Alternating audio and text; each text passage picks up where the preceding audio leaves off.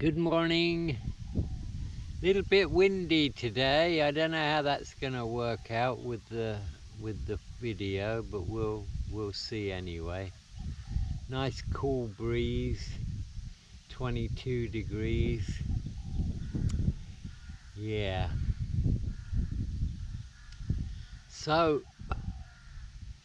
as you may or may not know, I spent approximately 10-11 years doing the bar scene in Bangkok, and I did a couple of videos about that. I did one with Pete, which much to my amazement hit 1 million views, and in that video I kind of stood up for the girls, because I've always felt that had I been born to a poor farming family in Isan and I was a young good-looking girl, then I would have done exactly the same thing. And I can honestly say, in all the time I frequented these establishments and did my thing with the girls, I never once really had a bad experience. And that may well be because I used to pre-qualify the girls. I would only really be interested in a girl who was a good time girl, who was into having a good time, liked to drink, liked to smoke. And I'd be very honest with them, Be talking in the bar, maybe I'd buy her a drink and I'd say, look, here's the deal. We'll go out of here, I'll buy you out of here and I'll treat you like a princess. We'll eat good stuff, we'll smoke some good weed, we'll drink whatever you like. And, be nice to me in the time we're together, and, I'll look after you. And that was always met with a positive response, and so that's the way it used to be. Yeah, and there was one girl who particularly caught my eye. It was a Songkran, and on that particular day I'd gone out early in the morning, like 9 o'clock in the morning. I was in Soy Cowboy, and all the girls were already out there with, and the bars have got the music going, and they've all got big tubs of water out there and powder. And I saw this girl who I hadn't seen before. She couldn't have been more than, I don't know, 130 pounds in weight. Dark skin, really dark skin, short tomboy hair, a little bit flat chested. But she was the life and the soul of the party, so I kind of hit it off with her, and her name was Lek. And as with most of the girls, when we spent the night together, I never used to short time the girls, by the way. It would always be the night, and when the business was done, I'd be wanting to talk to them about their lives, and so Lek was a Muay Thai fighter when she was 12, and when she hit 15, her family sent her to Bangkok to a Muay Thai camp, and then she went down to Phuket to train for a few weeks, and then she found out that she was a very attractive girl in the eyes of foreigners. I mean, Thai men wouldn't look at her twice. Slim, short, dark skin. It's just about the opposite of what Thai men like. They like tall girls, fair-haired. But she suddenly found out that foreign guys liked her. So she quit the Thai boxing scene, and she was about 6 months into her bar work when I met her, and she really was a nice girl, fun to be around, you know. She was a little bit shy at first, like they all are, I think, but she soon, you know, got rid of that, and was telling me that she just found it so hard to believe that foreign men found her attractive. Because, you know, like most Thais, she just believed that the darker skin you had, you know, the more ugly you were. And I never really went for the girls based on looks. I mean, they're all attractive girls. I went for personality, you know, more personality. And my MO, my modus operandus was, you know, I'd go into the bar at 1:30 in the morning, you know, half an hour before they close. And if I saw a girl I liked in there, I'd sit down with her and I'd buy her a drink, and then I'd say to her, look, you know, when you knock off at 2 o'clock, we'll go back to my place, you know, and we'll have a good time. And, you know, I'll give you a tip, and I'll pay your cab fare back in the morning. And so, you know, when you look at it from their perspective, you know, they're going to sleep with 6 or 7 other girls in some room with one fan and getting bitten by lots of mosquitoes. So it was a good deal for them. And of course, by doing it at that time, I never had to pay the bar fine. And so, yeah, that's what I used to do, you know. And I had my regulars. There were regular girls I knew. And I'd go and see them sometimes. But then I'd see other girls too, you know, even in the same bar. And I always made it clear to the girls that I was with regular with it. This is just a transaction, you know. Don't even mention the word love, and there's no ownership involved here, you know. You don't own me just like I don't own you.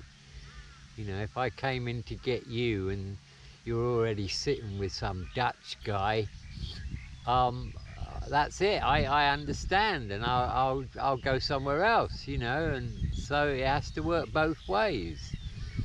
So, you know, my advice to any guy who wants to get into the girl scene is A, treat them with respect, and B, be straight with them. You know, be straight down the line, you know. Look, this is what I'm expecting if I take you out, you know. And if you're like that with them, then they'll be straight with you. And, you know, actually a lot of the girls, I found them were very selective about who they went with, you know. Some of them told me, they said, oh no, half the time I'll turn the guy down, you know. Maybe he's too old, or he's overweight, or he smells.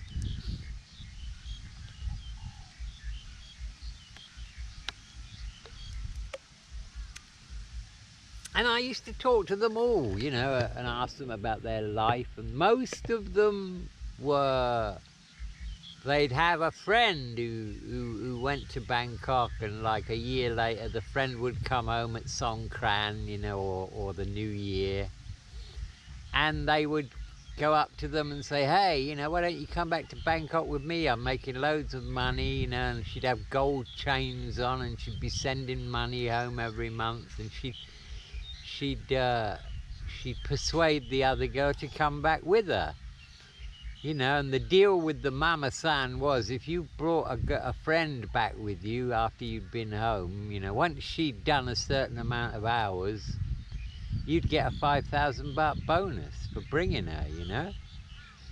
And not all the girls ended up, you know, doing tricks. Some of them just couldn't bring themselves to do that, so they'd be the girls they'd have outside the bar, you know. Hey, you handsome man, come on, come and have a drink, you know.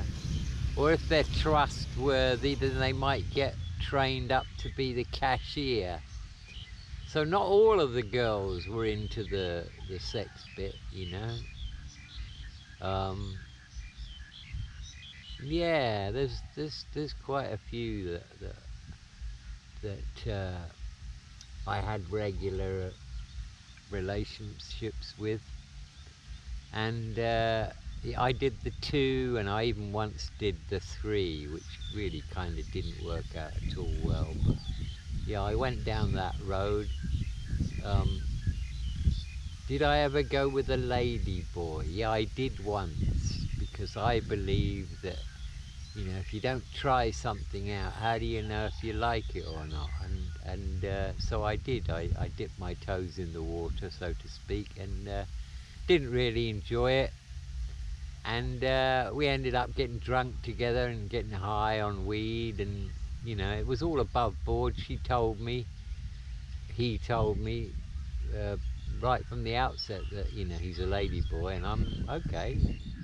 Appreciate your honesty, and, you know, we'll see how it goes. And it just wasn't there for me, but you know, it wasn't a disaster either. So yeah.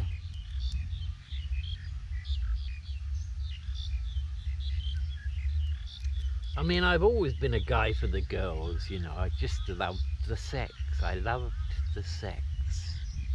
No strings attached sex. And of course, you know, in my country, if you wanted to sleep with a girl, you know, you'd have to woo her and do all that bit. So when I arrived out here in Thailand and I saw how easy it was, you know, the transaction side of it, and I thought, well, this is just great, because I don't have to go through any of that, you know, wooing bit. You just go right up to them and say, okay, what's it going to cost me? This is what I want to do. Let's go. And that would be it, you know. And like I say, I seem to have a knack of picking all the right girls, because I never really had a problem. I think I had one girl once. I was drunk. I think I wouldn't have taken her otherwise. Very quiet, demure girl. And we get to the short time hotel. It was a short time, actually, yeah. I was drunk. And she wants to turn all the lights out and wants to get in bed without me seeing anything. And, you know, I come out of the bathroom and she's got the quilt up to her chin, or the sheets up to her chin. So I get undressed and I get in bed next to her, and she looks terrified, and she looks at me, and I just said to her in Thai, you know, I said, maybe this is not the career for you, eh? You know. And I couldn't bring myself to do it. So I gave her the 500 baht, you know. I said, I'll give you the money that we agreed on. I gave her the 500 baht. I said, go get dressed. And so we had a couple of drinks. We had a couple of beers in the short-term hotel. And she told me that she'd only been there 2 weeks and she was terrified. And I'm only the second guy that took her out of the bar. And the first guy, it was a disaster, because he wasn't happy and didn't pay her, and she didn't have the balls to say anything about it. So I just said to her, well, you know, I don't think this kind of works for you, you know. And then she said, well, maybe I should do what the other girls do and just get high and drunk. And I said, well, yeah, there is that way, you know, you could do that. I said, but then you're going to open yourself up to another problem, aren't you? And you're going to end up with a dependency.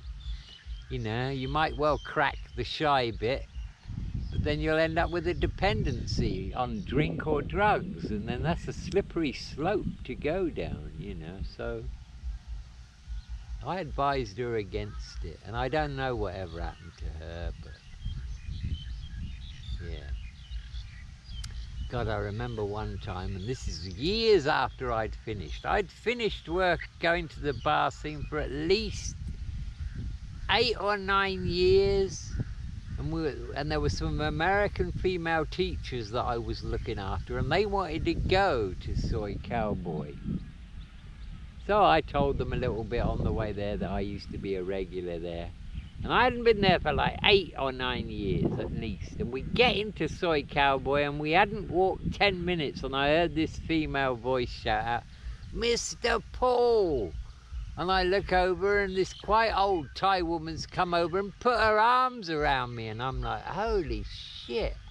She says, you remember me? And I'm like, no. She said, oh, you know, my name's Nui, and I used to be in that bar over there, and I used to see you a lot, and you used to buy me a drink, and we'd play pool together. She was a mama-san now. And I thought, my God, what are the odds, you know? You walk into Soy Cowboy with some foreigners, telling them you haven't been there for 8 years, and within 10 seconds somebody shouts out your name and a big hug. Holy shit. But yeah, that was amazing. But I got to know a lot of the girls, you know, and they told me about the bitching that would go on, you know. There'd be a lot of bitching where, you know, one girl would have a regular guy, and then the regular guy would come in one day and he'd pick up one of the other girls, and then when she got back there'd be real trouble, and they might even end up fighting. You know, that happened a lot.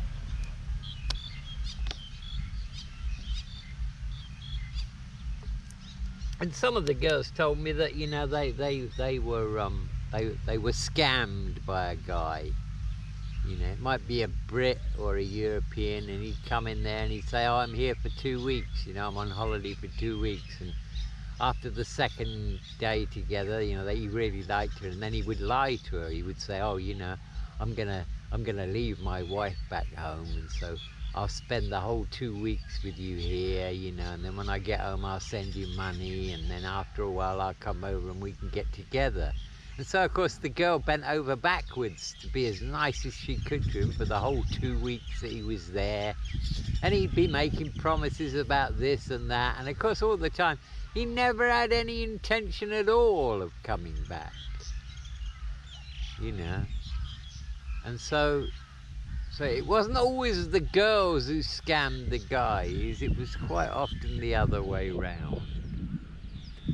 And if you haven't seen it, go on Pete's Irish Times channel and check out, I think it was called The Plight of the Bar Girls, where I sat at a nice fishing resort with young Pete and just told him how it was for me, and you know, and what the girls told me, and the experiences I'd had, and yeah, it's got 1 million views. My God, I couldn't believe that. So yeah, if you're interested to know more about my experiences with the bar girls, check that video out.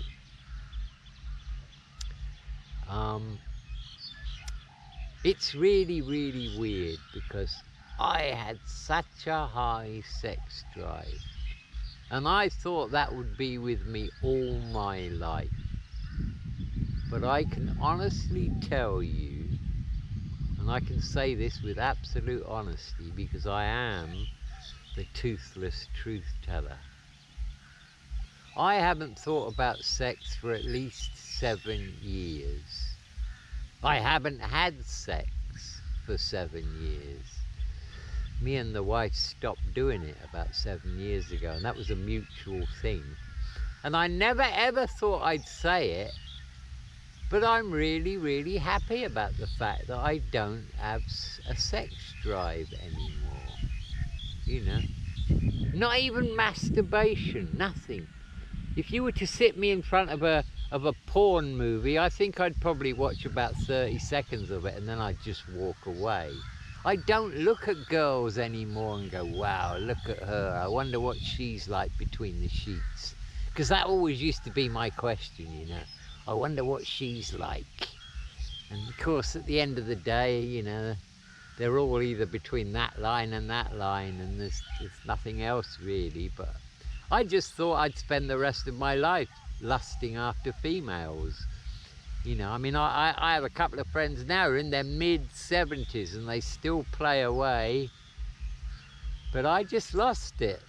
It may have something to do with my spiritual journey, because I got very spiritual, I got seriously into meditation, And so maybe that had something to do with it. But yeah, I have zero sexual drive now at all. And if I do see a really good looking girl, all I'll do is I'll just appreciate her beauty and think, well, wow, she's a nice looking girl, you know, good for her. But there's never any thoughts of anything else.